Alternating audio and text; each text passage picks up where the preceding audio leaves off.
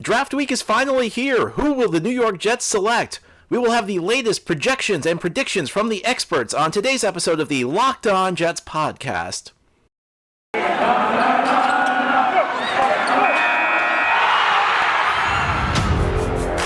You are Locked On Jets, your daily New York Jets podcast.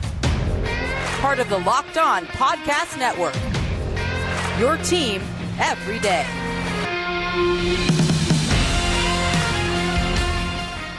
Welcome, this is the Locked On Jets podcast, part of the Locked On Podcast Network, your team every day. It's Monday, April 25th, 2022, and I'm your host, John B. from GanggreenNation.com, and I thank you for making the show your first listen or your first watch every day. We are free and available on all platforms, including YouTube.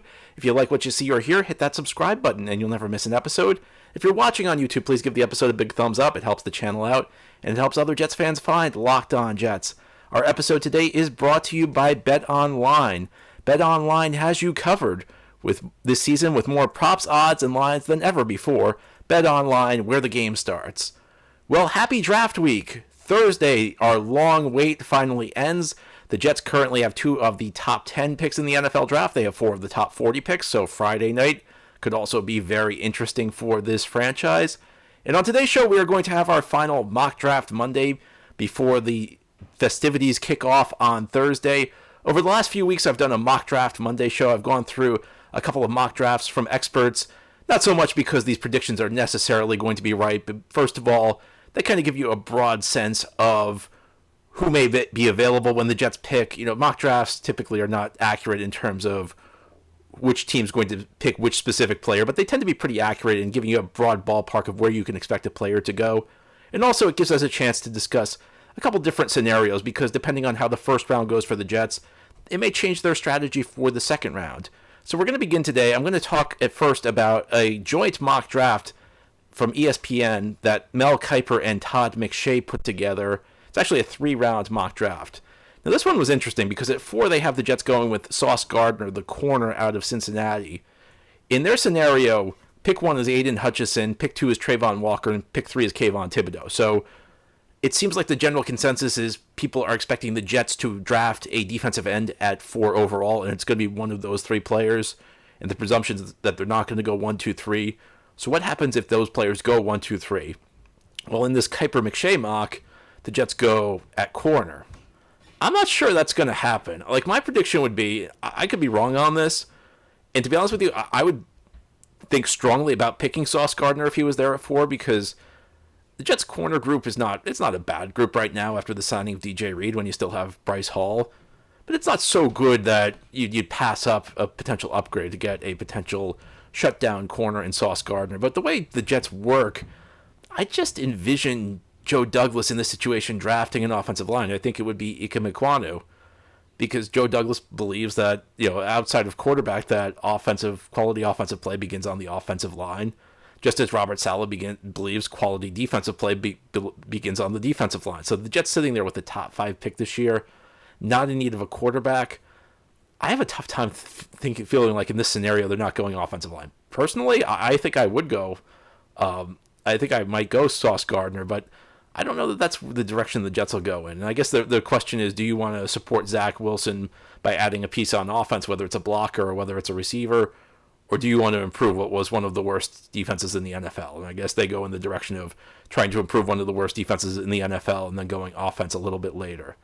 Now at 10, they have the Jets drafting Drake London, which pretty consensus pick there. I don't think that there's going to be many people doubting that. In fact, I would probably say at this point, Drake London is probably the most likely pick at 10 in this scenario. Garrett Wilson also is off the board at this point, so this is not a situation where they're picking London over Garrett Wilson. Drake London at 10. Get Zach Wilson another weapon to throw the ball to. I don't think this one really requires a ton of explanation. In fact, if the Jets are at 10, I would almost expect them to pick a receiver. The only scenarios where I could see them not picking a receiver is if they pick a receiver at 4, or if they trade the pick away. Of course, it is a bit of a wild card if the Jets don't draft a defensive end at 4. Then you could potentially see them going defensive end at 10. But Jermaine Johnson actually went 7 in this scenario to the Giants, so he'd be off the board at 10. Instead, what the Jets do is the Jets go defensive end in the second round at pick 35. The Kiper McShay mock has the Jets drafting Boye Mafe out of Minnesota. And this is kind of like, I view him as kind of like a fallback option because he's a guy with a lot of talent. Actually, a guy actually on my website, we have a great writer, Craig, who puts together the draft profiles. He wrote a great profile on Mafe a couple of weeks ago, so you can go check that out on gangreennation.com. I view him as kind of like a plan B in a scenario where the Jets are not able to get a pass rusher in the first round. He'd probably be the guy they draft in the second round. And there was a mock draft where I played the Jets general manager, and he was the guy I picked in the second round because the way things fell, I could not get a defensive end in the first round. So this is actually kind of the scenario that played out when I played the role of Joe Douglas in a mock draft I recently did.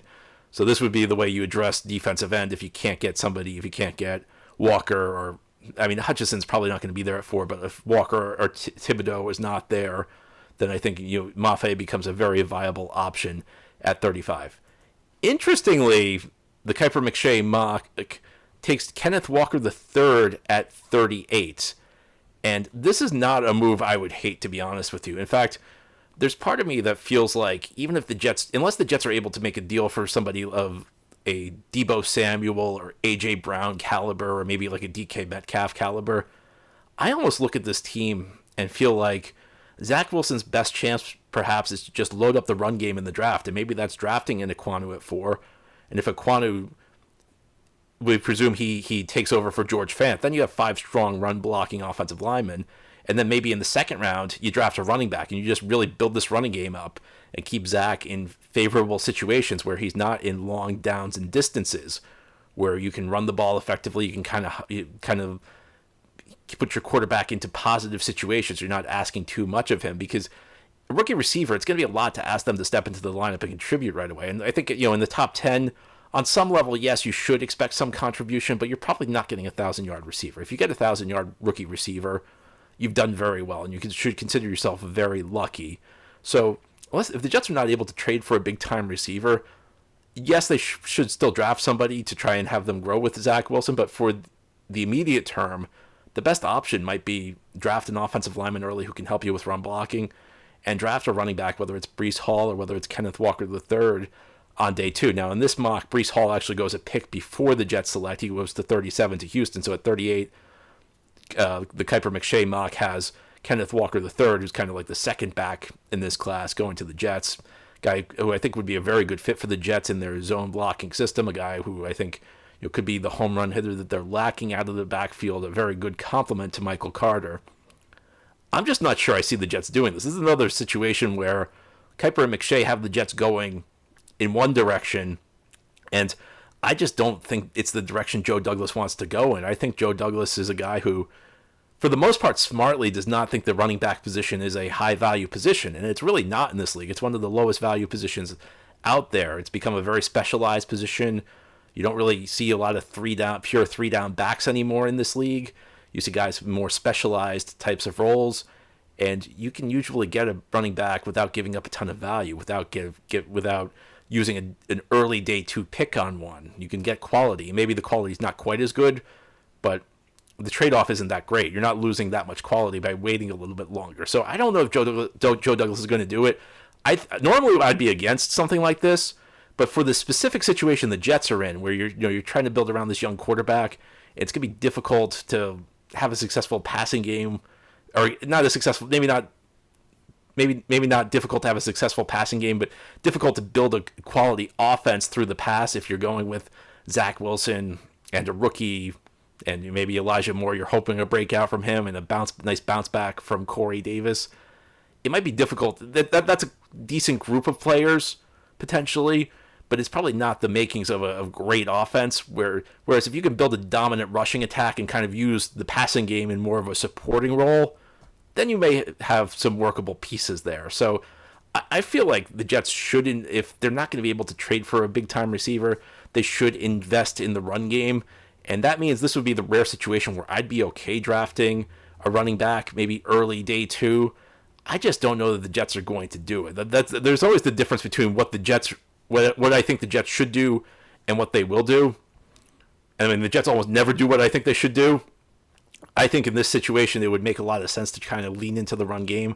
I just don't think they will, because I think Joe Douglas is just not a fan of drafting running backs that early. And for the most part, I would agree with him. I think this situation, though, is a bit of an exception. And then in the third round of this mock draft at 69, McShay was the Jets general manager here. They draft Bernard Raymond, an offensive tackle out of Central Michigan. And again, I go back to this. I feel like Joe Douglas is going to draft offensive line earlier in this draft. If it doesn't come 4 or 10, I would not be surprised to see the Jets use an early second-round pick on the offensive line. I'd be a little surprised at knowing Joe Douglas as I do if he waited all the way to the third round to take an offensive lineman. So, interesting mock there. I don't know that I believe that this is the direction the Jets are going to go in, but some interesting ideas. It would certainly be an intriguing draft class to break down next week if this is the direction the Jets go in. But ahead here on the Locked On Jets podcast, we're going to continue. We're going to look at another mock draft. And I have to tell you, this next mock draft is probably the worst mock I've seen all spring. It's not so much the players who the Jets are selecting in this mock, it's more the thought process that went behind it. I'll talk more about that ahead here on this Monday episode of Locked On Jets. Of course, the Jets are looking to improve the health of their roster this offseason, and if you're looking to improve your own health, check out Athletic Greens. With one delicious scoop of AG1, you're absorbing 75 high-quality vitamins, minerals, whole food-sourced superfoods, probiotics, and adaptogens to help start your day right. This special blend of ingredients supports your gut health, your nervous system, your immune system, your energy, recovery, focus, and aging. All the things. It costs you less than $3 a day. You're investing in your health, and it's cheaper than your cold brew habit. It's cheaper than getting all the different supplements yourself. You're investing in an all-in-one nutritional insurance. And to make it easy, Athletic Greens is going to give you a free 1-year supply of immune-supporting vitamin D and 5 free travel packs with your first purchase. All you have to do is visit athleticgreens.com/NFL Network.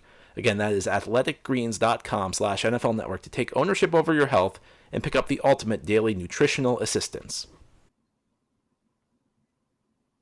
Thank you again for making Locked On Jets your first listen or your first watch every day. We're free and available on all platforms. We continue with Mock Draft Monday, and this next mock draft is probably my least favorite mock of the offseason. It's not because of the players that are selected to the Jets, it's just because of the mindset that led to the selection of these players.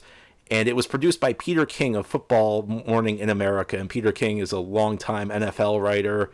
He's produced a lot of great content through the years, but this mock draft, as far as the Jets go, I really don't understand his perspective. So at 4, he also sends the Jets Sauce Gardner, the corner out of Cincinnati. Again, not a pick I would dislike, but the rationale behind this pick just makes no sense to me. King wrote, Joe Douglas loves safe. Joe Douglas does not love safe draft picks. And this is not like, I'm not saying like whether it's better to take safe guys or whether it's better to swing for the fences. I mean, there are arguments to be made for either style, whether you're going with the risky high upside player or the guy with the high floor. You know, there's something to be said for either case. But there's really no argument to be made that Joe Douglas loves safe picks, especially early in the draft. Was Mekhi Becton the safe pick? Mekhi Becton was the swing for the fences pick. Mekhi Becton was 2 years ago the guy who was drawing comparisons. If it all works out for him, he's going to be Jonathan Ogden, who was maybe the greatest left tackle of his era. The safe pick in that draft would have been Tristan Wirfs. And again, I'm not commenting on whether it's better to be safe or whether it's better to be risky and try and get the higher upside player. I don't see how you could look at that 2020 draft and say Joe Douglas made the safe pick. Now, to this point, it really has not worked out. It could have worked out, though, and it still might work out in the long run. And, you know, you'll look back on it. If it works out, you'll say that was the right move because you got a far better player in Becton. If it doesn't work out, people will look back and say, well, they could have taken the safer player in Wirfs. And this, you know, these were kind of the consensus views at the time. Last year, Zach Wilson was not a safe pick. Zach Wilson was, the swing for the fences pick, the guy with all of the arm talent in the world, the guy who could make plays, but the guy who came with a lot of question marks. And again, the book is not really written on Zach Wilson, so it's not so much that taking risky picks is good or bad or playing it safe is good or bad. It's just you can't sit there and say the Jets are going to take a guy because he's safe and Joe Douglas loves safe picks. Because everything we've seen about Joe Douglas, especially in his early picks, has been the opposite of safe. Was trading up for Elijah Vera Tucker a safe move? It was a move where he's rolling the dice. Joe Douglas likes to gamble. He likes the high upside plays in the draft. So this is not if the Jets draft Sauce Gardner, it's not going to be because Joe Douglas likes safe picks. So I don't really understand the perspective behind that pick. again, it's maybe they'll take him. It's not going to be for that reason, though. So that's why I think this mock is flawed. But it gets even more flawed when we get to pick 10. And the Jets are drafting Jamison Williams. And again, this is not about the player.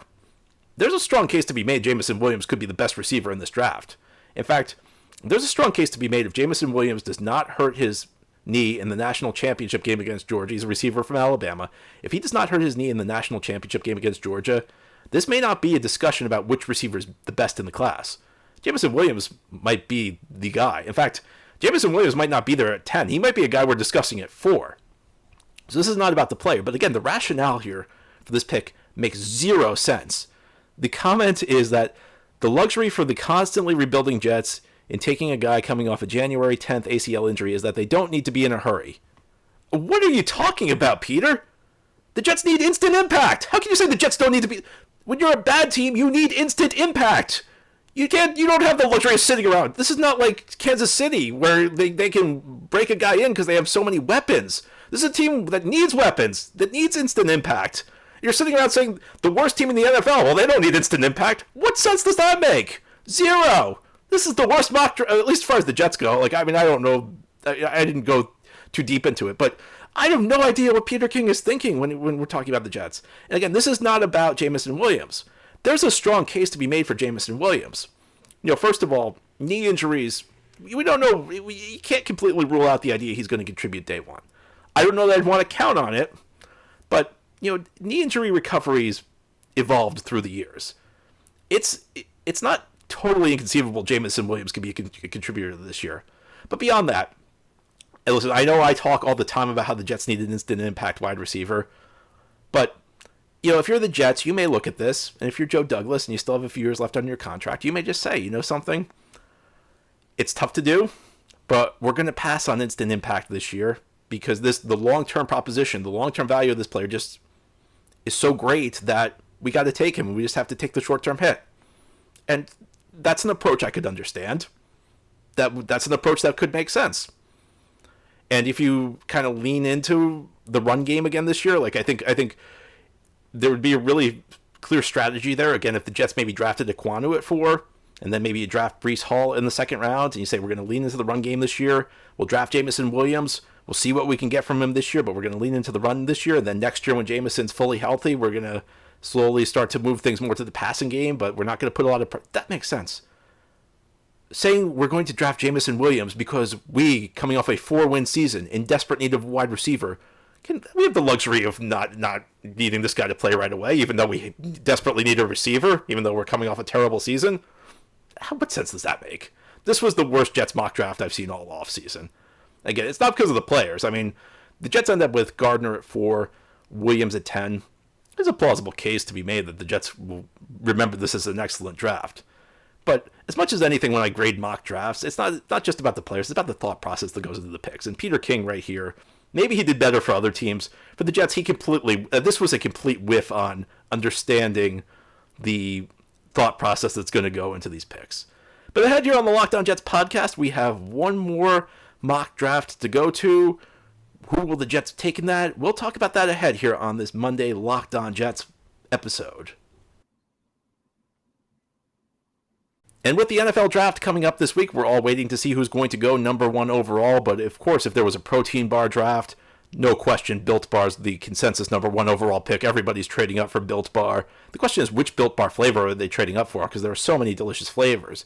Mint brownie, coconut, and coconut almond, white chocolate cookies and cream. The bars are delicious because they're covered in 100% real chocolate. In fact, with Built Bar, first they figure out how to make it delicious, then they figure out how to make it healthy, and they somehow figure out how to do both. Most bars are covered, again, the bars are all covered in 100% real chocolate, and most bars contain 130 calories, 4 grams of sugar, 4 net carbs, and 17 grams of protein. Compare that to a candy bar, which usually has around 240 calories, 30 grams of sugar, and dozens of net carbs. Go to Built.com, check out all the options. If you decide you like one of them, use promo code LOCKED15 at checkout. You'll get 15% off your order. Again, it's promo code LOCKED15. It's one word, no space. LOCKED, number 1, number 5, for 15% off at Built. BUILT.com. This is the Locked On Jets podcast here on this Monday. It's our final mock draft Monday before the big event begins on Thursday. And the last mock draft I'm going to go through is from Chad Reuter of NFL.com. Chad Reuter put together a 7-round mock draft. I'm not going to go through all 7 rounds here. And this is kind of a more consensus type mock because he sends Trayvon Walker to the Jets at 4 and Garrett Wilson at 10. So you go defensive end, wide receiver, which seems like the most likely scenario as far as positions go. I think if I was to bet on it, I would probably say defensive end at 4, probably receiver at 10. Although I may have guessed different players. And this is what's interesting about this is that in this mock, Kenny Pickett actually goes number 2 overall to Detroit.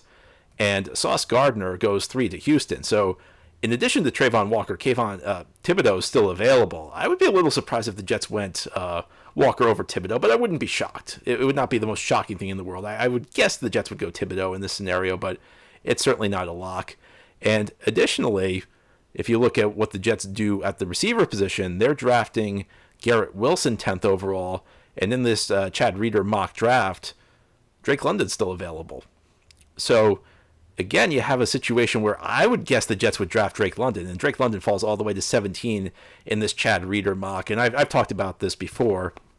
I expect the Jets to draft London if he's available, just because of Joe Douglas's past, how he tends to like receivers with measurables more than technicians. So I feel like London's probably going to be the pick. Second round is also kind of interesting because they also send Mafe from Minnesota to the Jets. So Jets double dip at the edge rusher spot, which not something I dislike. And we all know Robert Saleh loves to build his defense through the line. So I don't think, you might say Walker and Mafe together, 2 edge rushers. That's a spot I don't think you can ever have too much of in the Robert Saleh defense. And Mafe could kind of come along slowly, you'd think. You're expecting Carl Lawson to return this year. You'd probably carry the load. You have these 2 young guys develop, and then hopefully, a few years from now when Lawson moves on, you'd have these bookend pass rushers who could terrorize quarterbacks over the next several years. And then finally, Kyler Gordon, a corner out of Washington, goes to the Jets at 38. And you could check out the rest of the Reuter mock draft. I'm not going to go through all 7 rounds, but it's interesting because it's more of a consensus type move. It's just the players the Jets pick, especially in the first rounds, aren't the ones I would necessarily expect them to take in that situation. But I wouldn't be shocked if the Jets went in that direction. I mean, I expect Thibodeau to be taken over Walker. Both are available. Am I going to be shocked if the Jets take Walker over Thibodeau, though? No. Same situation. I would expect the Jets to take Drake London over Garrett Wilson. Would I be shocked if the Jets took Garrett Wilson, though? No. Yes, these are things I'm expecting them, but I'm not, it's not like I think these are absolute locks. So interesting mock there by Chad Reuter. Anyway, that's all for today's episode. This has been the Locked On Jets podcast, part of the Locked On Podcast Network. As always, if you enjoy the show, subscribe to it. Leave it a 5-star review if you're listening on a podcast source. 2 thumbs up if you're watching on YouTube. Have a great Monday, everybody. We'll be back tomorrow to talk more Jets.